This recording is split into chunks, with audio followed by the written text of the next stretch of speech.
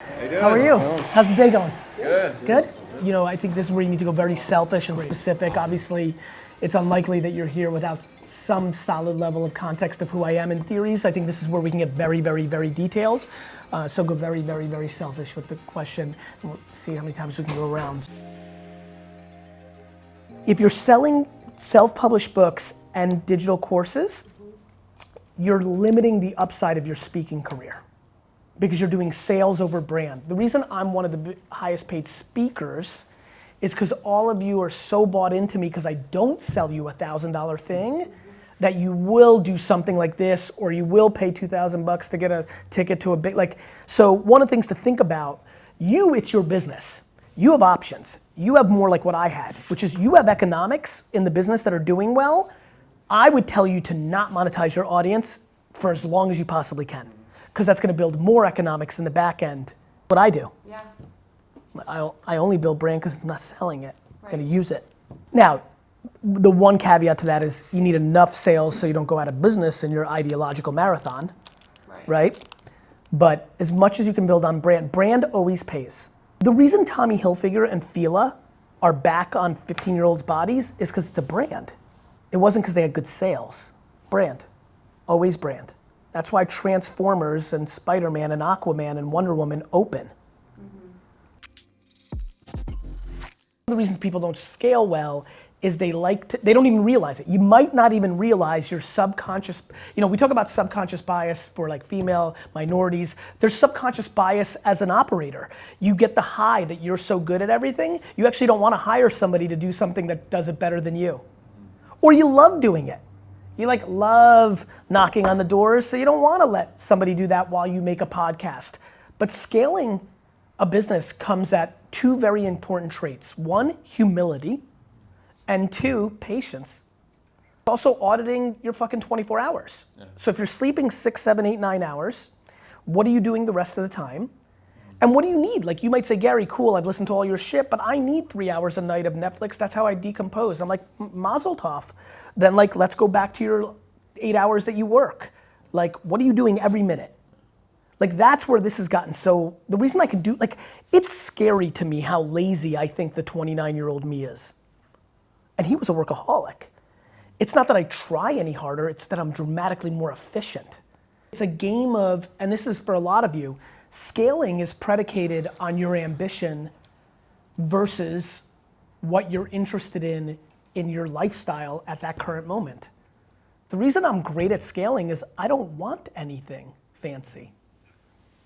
My most devastating business decisions have been predicated at the moments when I bought my 2 homes. I've never said this clearly, I passed on Uber because I bought an apartment. If I just stayed in the apartment I was in for 1 more year, I would have $400 million that I don't have right now. That's about as basic as I can say it.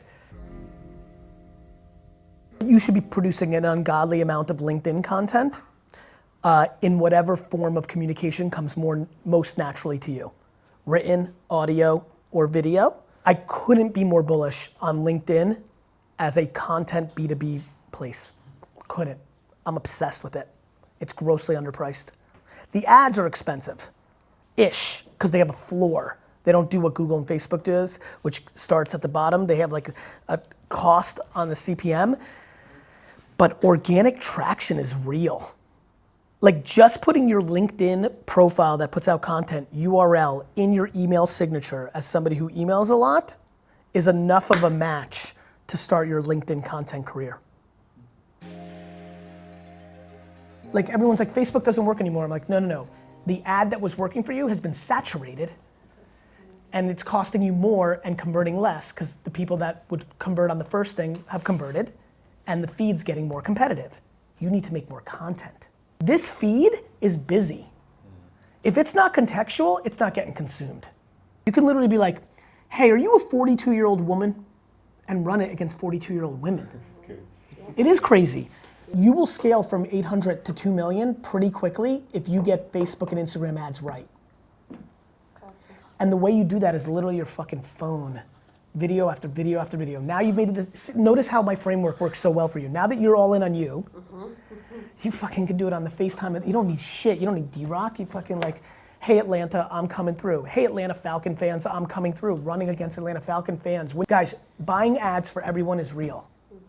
Like, I don't care what you do, concrete, pools, like, so, but the magic is in the long tail of it. Imagine if you're only talking to African American females, what you're gonna say in that camera versus talking to middle America 60-year-olds who care about our military. It's gonna be a completely different video. Totally different. People say things to me like in YouTube, because I have so many vlogs, they're like, Gary, why are you changing your adjectives? Like they try to razz me for pandering to my audience. I'm like, they're like, when you're in Atlanta in the hood, you're using slang. Like, I'm like, right, that's subconscious. Like, in the same way that when I'm talking to a 6-year-old, I'm talking, like, adjusting to your audience is my natural state. It's not a bad thing, it's a great thing. It's why I connect with so many different people, you know? So that's how I think about content. Like, that's what you should be doing.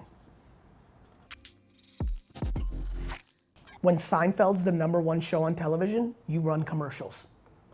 You shouldn't be sitting around predicting if Sally Magoo, the surfer, is going to be around in 5 years.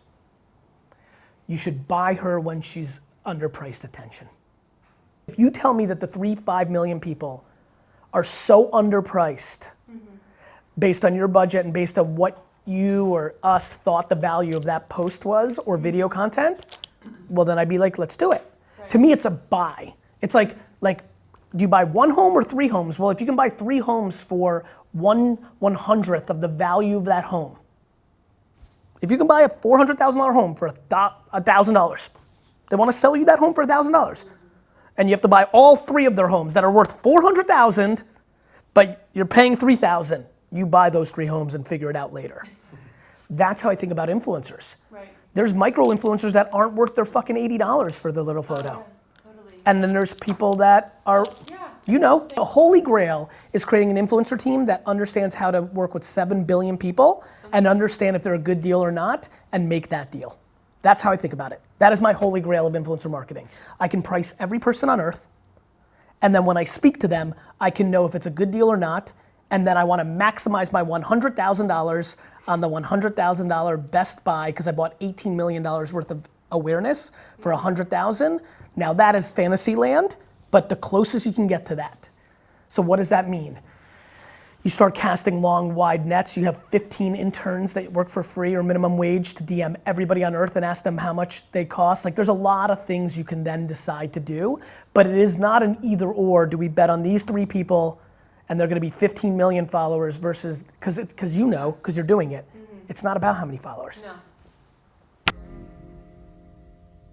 My favorite marketing principle is the high school party rule, which is, if all of you think back to high school right now and think about the person that was a C/D popular kid by junior year but started throwing parties where cool kids could go and drink and hook up, they became way more popular on the arbitrage that their parents weren't around.